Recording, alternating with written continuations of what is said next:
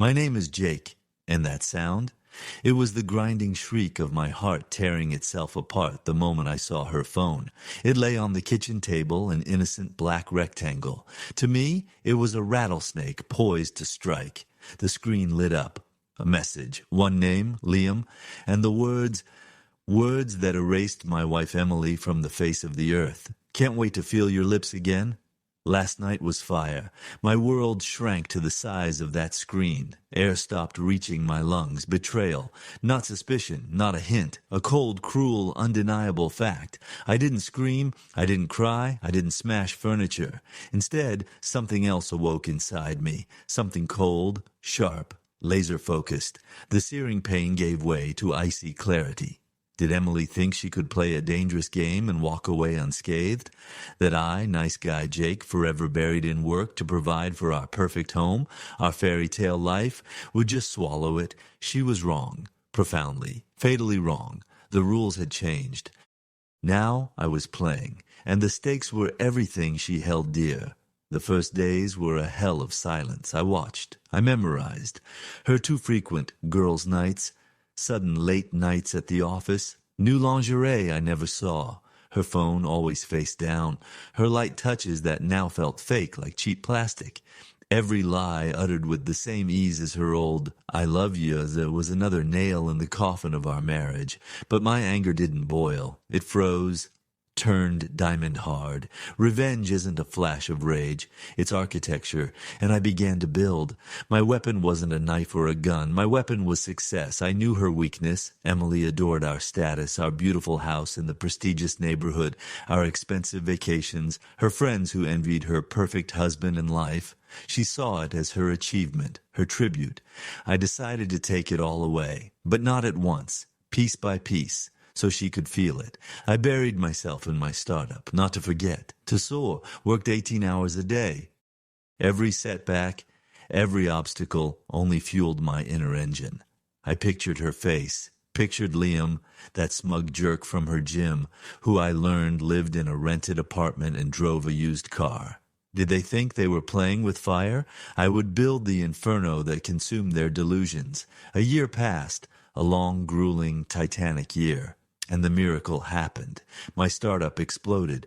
Not just a decent exit, a sensation. TV interviews, Forbes articles, wealth beyond what Emily and I had ever dreamed of. And I saw her attitude shift. Did her lies become less frequent? No. But a new flicker appeared in her eyes. Fear of losing it all, fear that I might know. She became softer, more attentive, tried to bring back the good old days. Every touch, every honey, now only drew a cold smirk from me. She played the loving wife, and I played the successful, oblivious husband. Our home became a theater of the absurd, where we were both stars in our own performances. Only I knew the final act was near. I hoarded money, not in the accounts she saw, in secret ones. I hired the city's best divorce lawyer, a quiet, ruthless professional. We prepared everything, documents, finances, evidence. Oh yes, evidence. I didn't stoop to stalking. I was smarter. An anonymous source, photos, printouts of messages, far more explicit than that first one I'd seen, all neatly packaged, waiting for its moment. And then it came, our anniversary day. 10 years. Emily expected a romantic dinner at the city's most expensive restaurant. She bought a new dress, glowed, anticipated a glamorous evening and probably an expensive gift. She had no idea what gift I had prepared. The restaurant was full. Our friends, her friends. Liam, incidentally, was also invited. At my suggestion, under a plausible pretext, Emily tensed slightly but quickly composed herself. She played her role flawlessly. So did I, toast smiles, admiring glances at the perfect couple. I stood up, tapping my knife sharply against my glass. Silence. Everyone smiled, expecting a sentimental speech. Dear friends, thank you for sharing this special day with us, our 10th anniversary. I smiled broadly. Emily beamed. 10 years is a long journey, a journey full of highs, lows, trust, and betrayal. The smiles froze. Emily paled. I felt the air in the room crackle with electricity. You see, I continued, my voice calm as the surface of a lake before a storm, this past year has been enlightening for me. I learned a great deal. For instance, I learned that my dear wife, Emily, I looked straight at her, doesn't consider our vows of fidelity important, that she found comfort, no, passion. I paused, savoring her horror. In the arms of our good friend Liam here. A collective gasp. Whispers. Dozens of pairs of eyes snapped to Emily, then to Liam, who was trying to melt into the floor. Emily opened her mouth to protest, but I raised my hand. Save your breath, darling. I have everything.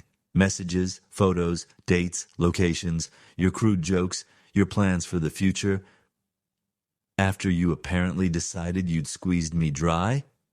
I pulled not a thick folder, but a small flash drive from my inner jacket pocket, held it up. Here it is, all your lies, your betrayal, neatly packaged digitally. Convenient, right? The silence was deafening. Emily's face contorted with terror and hatred. Tears streamed down her cheeks, smearing her mascara. But an anniversary is a celebration? I exclaimed with icy cheer. And I have a gift for you, Emily. 2, to be precise. First, I pulled out an envelope and slammed it onto the table in front of her. Divorce papers. You won't be living in our house, but in a rented apartment. You'll get exactly what the law allows after proven adultery. Not a penny more. No alimony for a glamorous life. Your fairy tale is over. She stared at the envelope like it was a venomous snake, trembling. And second, my smile turned predatory. I called your boss this morning, had a very frank conversation about your immediate workplace romances. Turns out Liam isn't the only colleague you've been brightening the workday with. He was quite interested, so congratulations, darling. You're not just losing a husband and a home, you're unemployed. I saw the last spark die in her eyes. Total collapse, public humiliation, financial ruin, loss of status, everything sacred to her was trampled before her eyes, before her entire world. I leaned in close, so close I smelled the perfume I once loved, whispered words only she could hear. That's for every lie, for every I love you said while his hands were on you, for thinking you could break me and walk away. Enjoy the consequences. I straightened up, scanned the stunned, silent crowd, smiled, this time without icy malice, but with genuine relief.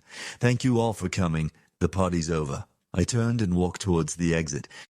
Didn't look back, felt no pity, no regret, only a vast, all-consuming emptiness, 1,000 times better than the hellish pain she'd gifted me. I stepped out into the cool night air, took a deep breath. Behind me was the buzz of outrage, Emily's sobs, the chaos I'd created. Before me was silence, and freedom, cold, heavy, but my freedom. Getting revenge doesn't bring back the past.